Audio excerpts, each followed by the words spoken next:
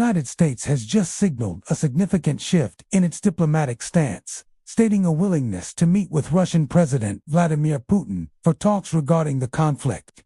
This is a big deal, so let's break down what's happening and what it could mean. For months, the diplomatic channels have been, to put it mildly, frosty. Direct high-level talks between the U.S. and Russia about Ukraine have been virtually non-existent since the conflict escalated.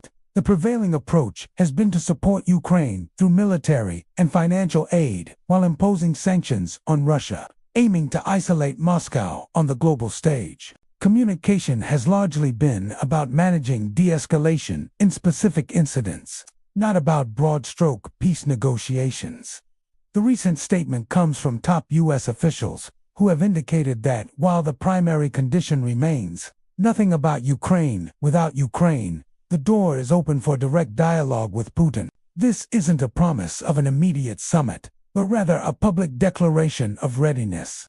The key phrase here is that the U.S. is prepared to engage in diplomacy.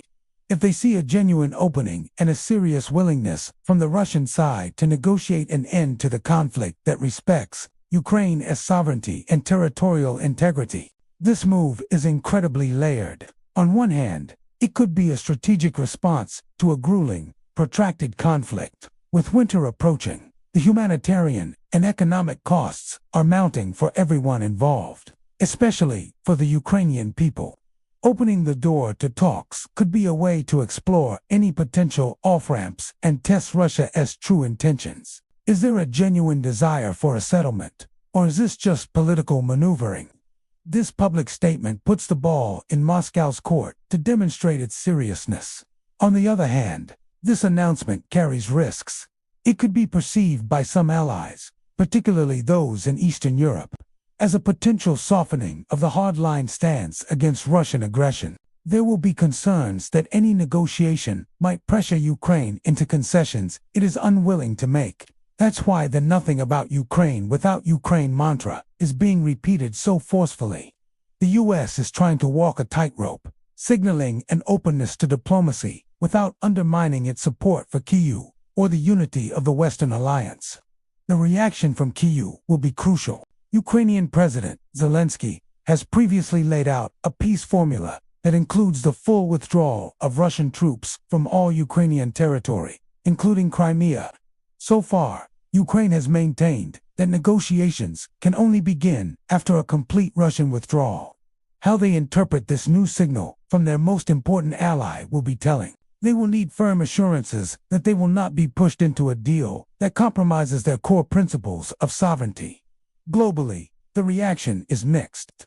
Some countries will welcome any move that could potentially lead to peace and stabilize the global economy, which has been hit hard by disruptions in energy and food supplies. Others will remain deeply skeptical of Putin's intentions, viewing this as a potential trap to sow division among Western allies and buy time for Russia's military to regroup.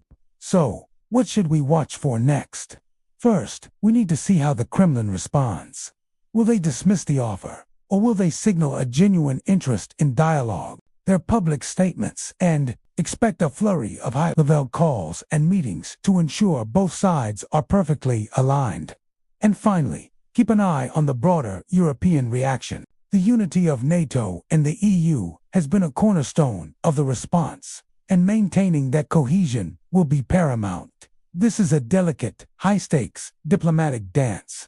It's a glimmer of a potential path toward negotiation, but it's a path filled with obstacles and uncertainty. The coming weeks will be critical in determining whether this is a genuine step toward peace, or simply another chapter in a complex geopolitical chess match. We'll be following every development closely, right here. Thanks for tuning in. If you found this breakdown helpful, please hit that like button. And be sure to subscribe and turn on notifications so you don't miss our next update. We'd love to hear your thoughts on this, so please leave a comment down below. Stay safe, and we'll see you in the next video.